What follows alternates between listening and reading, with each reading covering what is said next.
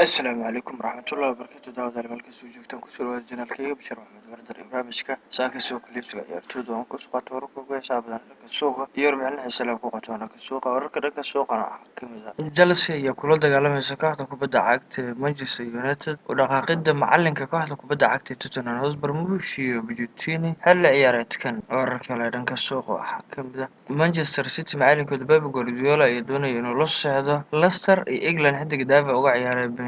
jadwal oo 22 jira waxaana uu doonayaa inuu soo qaato warar kale dhanka suuqa waxaa ka mid ah Arsenal ayaa rumaysan in saxiixooda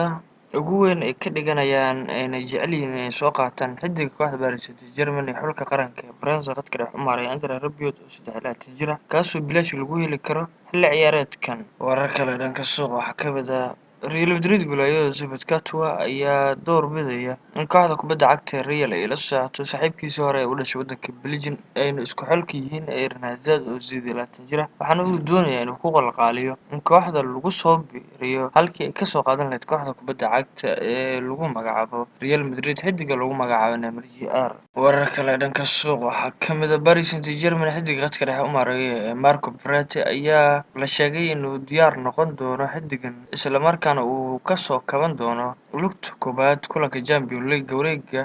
16 ay Manchester la ciyaari doonaan Talaadada 12 bisha February xilli xiddigan dhaawac uu soo gaaray balse waa uu soo kabtay kulankaasna waxaa la shaaciyay in xiddigani uu diyaar u noqon doono lugta koowaad warar kale dhanka suuqa waxaa ka mid ah Liverpool macalinkooda Jurgen Klopp ayaa rumaysan in horumar ballaaran uu ku tallaabsaday tan iyo markii kooxda uu yimaaday xiddiga waddanka Guinea khadka dhexe kooxda uga ciyaaray ee Naby Keita kaas oo ay ku soo qaateen 35 milyan